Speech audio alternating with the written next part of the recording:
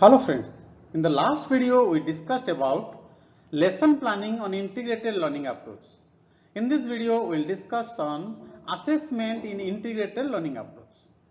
The objective of this learning unit are, after the completion of this unit, learners will be able to describe learning and assessment, identify the major concerns in students' assessment, differentiate among assessment for learning, assessment as learning and assessment of learning, discuss the assessment techniques in integrated learning approach. Friends, we receive children of different backgrounds and having different learning needs. Each student has its own learning difficulties. Students may face difficulties at each and every stages of learning or at some specific stages of learning. Means there may be learning gaps at any stage of learning. Teacher's role is to identify those learning gaps and use possible interventions to bridge those gaps with all sort of guidance so that each and every student will achieve the targeted learning outcomes. To identify those learning gaps during the teaching learning process, as a teacher, we need to track how well students understand the different subject matters being discussed. Assessment is one of the approaches that help the teacher to realize this. It is an important part of learning and it provides useful feedback that improves the pedagogy. Now let us discuss what is learning and assessment. Learning and assessment being intertwined cannot be segregated or viewed in isolation from each other. Therefore, addressing the two in isolation may not serve the purpose. So, it is important to recognize the nature of learning and assessment in order to understand how children learn at different levels, as this in turn will determine how they can be assessed during the teaching learning process. Some of the important reasons to assess children are to find out what learning and progress took place in a child over a period of time, identify individual and specific needs of the child, plan and improve teaching learning situations in a more suitable and organized way, help the child understand and realize what she or he can or cannot do and what she or he likes or does not like to do. Find out what extent learning outcomes have been achieved or are yet to be achieved. Obtain evidence of children's progress so as to communicate the same to different stakeholders in education.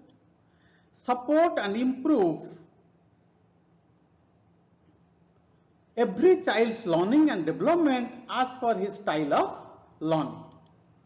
Encourage a feeling of confidence amongst the children. Now let us discuss assessment and the nature of assessment. Assessment is gathering evidence of what the students know, can do and able to as a result of their educational experience and student learning. Assessment should be holistic, formative, competency based. It should promote learning. It develop higher order thinking skills and it should be a process. There are mainly three purposes of assessment, that is assessment for learning, assessment as learning and assessment of learning. Assessment for learning occurs when teachers use information to guide the students' learning process. Pre-test, quiz, written, oral, concept maths are the few of the examples for assessment for learning. Assessment as learning occurs when students reflect on and monitor their progress to inform their future learning goals. Self-assessment rubrics, peer assessment rubrics, portfolio are few of the examples for assessment as learning. Assessment of learning occurs when teachers use evidence of student learning to make judgments on students' achievement against goals and standards. Unit test, final projects are few of the examples for assessment of learning. In integrated learning approach, students are generally assessed through assignment-specific rubrics that measure understanding and performance. This method of assessment eliminates the numerical assessment of work in lieu of one that provides greater detail about areas of strength and areas needs for improvement. Let us discuss one assessment rubric which may be used by the teachers during assessment in integrated learning approach. This assessment rubric consists of 4 dimensions such as connections between and among academic disciplines, connections to experience, ability to apply learning across diverse contexts, and reflection and self-assessment.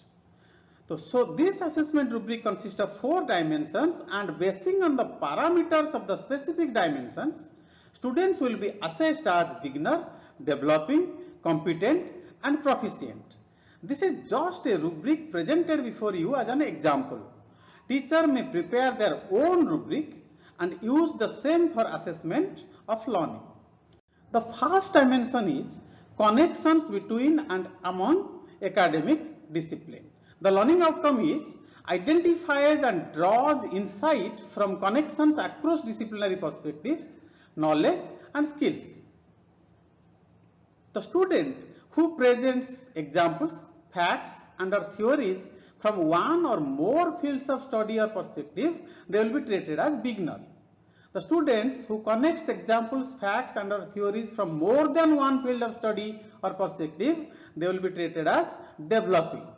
Students who will connect and compares examples, facts, and or theories from more than one field of study or perspective, and they will begin to draw conclusions, they will be assessed as competent.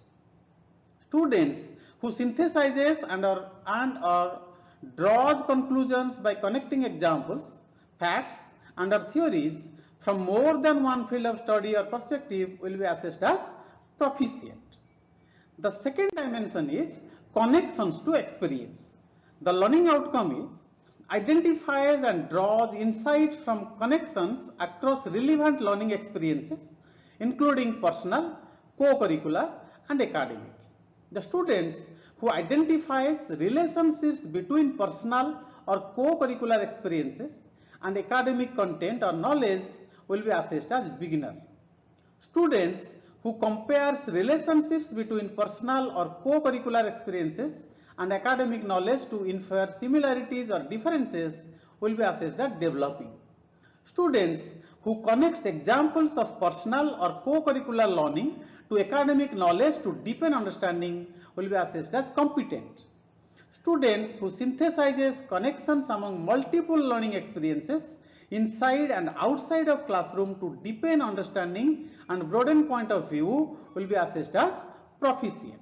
The third dimension is ability to apply learning across diverse contexts. The learning outcome is applies knowledge, skills, abilities, theories, and or methodologies across different learning experiences inside or outside the classroom. Students who apply skills, knowledge, theories, and or methodologies from one learning experience to another will be assessed as beginner.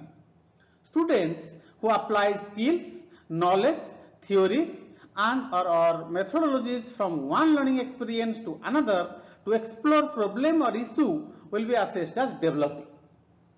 Students who apply skills, knowledge, theories, and or methodologies from one learning experience to another to explain problem or issue will be assessed as competent. Students who applied skills, knowledge, abilities, methodologies from one learning experience to another to offer solutions to a problem or issue will be assessed as proficient. The fourth dimension is reflection and self-assessment. The learning outcome is demonstrates a developing sense of self as a learner, building on prior experience to respond to new and challenging contexts. Students who describe strengths and challenges in a general learning context and demonstrates limited or no ability to reflect on experiences and or examine personal identity as a learner will be assessed as beginner. Students who describe strengths and challenges within a specific learning context and demonstrates emergent ability to reflect on experiences and or examine personal identity as a learner will be assessed as developing.